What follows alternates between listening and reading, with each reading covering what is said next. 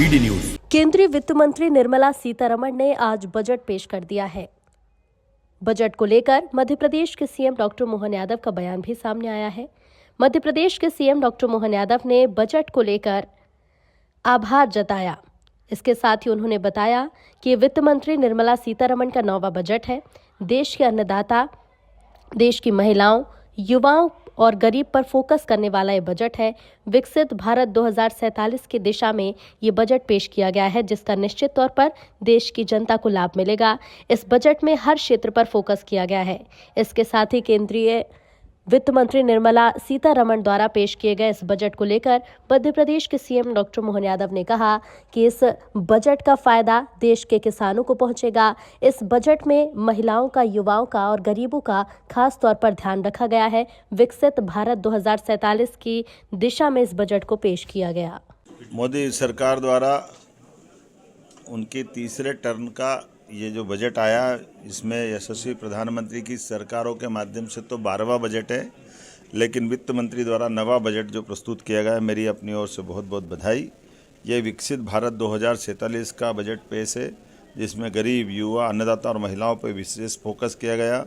खास करके बजट की जो दिशा और लक्ष्य है, वो लक्ष्य भारत को सशक्त भारत की तरफ ले जाने का है, जिसमें आर्थिक ग्रोथ को बढ़ावा दिया गया है।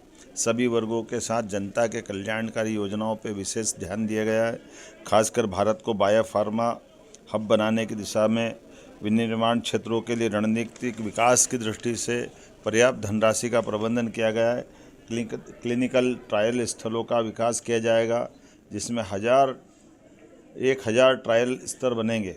रिसर्च एंड डेवलपमेंट के आधार पर एआई के सेक्टर का बड़ा पैमाने पर राज्य के, देश के विकास के साथ में हमारा मध्य प्रदेश भी आगे बढ़ेगा, ऐसे मैं उम्मीद करता हूं। वस्त्र उद्योग के सेक्टर में रिफॉर्म करेंगे, जिससे राज्यों को लाभ मिलेगा। 5 लाख से ज़्यादा आबादी वाले शहरों का विकास और ख़ासकर इसके लिए 5000 करोड़ का प्रबंधन करने का व्यवस्था की गई।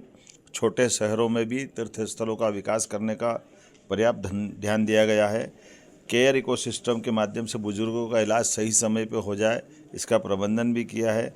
देश के प्रत्येक जिले में एक महिला छात्रावास बनाने का निर्माण, ये नारी सशक्तिकरण की दिशा में ठोस कदम है। भारत ग्लोबल मैन्युफैक्चरिंग का हब बने, इसके भी पर्याप्त प्रबंधन किए गए हैं।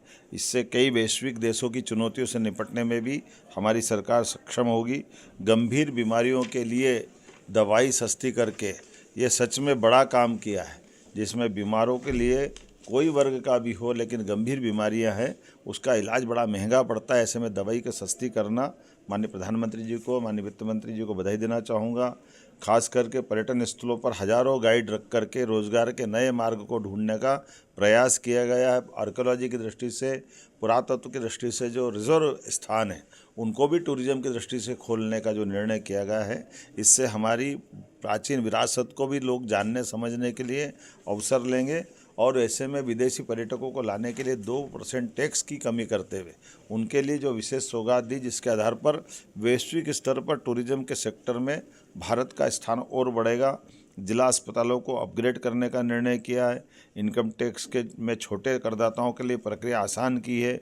राजकोषीय घाटे का 4.3% का लक्ष्य मध्य प्रदेश की दिशा में निश्चित रूप से हमको लाभकारी होगा।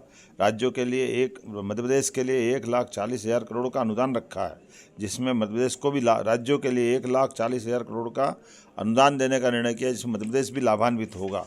मध्य प्रदेश तो टेक्सटाइल के क्षेत्र में भी, जब पीएम मित्र पार्क का उद्घाटन हमने भूमि पूजन माननीय प्रधानमंत्री जी के माध्यम से किया था, जिसमें 3 लाख से ज़्यादा लोगों को रोजगार मिलेगा।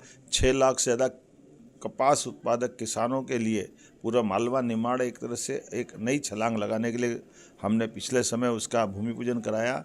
इससे इस बजट के माध्यम से वैश्विक स्तर पर कॉटन के कपड़े, रेडीमेड गारमेंट्स, सभी प्रकार के सेक्टर के लिए अनोखी और बहुत दूरगामी दृष्टि से नीतियां बनाई गई है, जिसका लाभ पूरा देश उठाएगा, मध्य प्रदेश उठाएगा।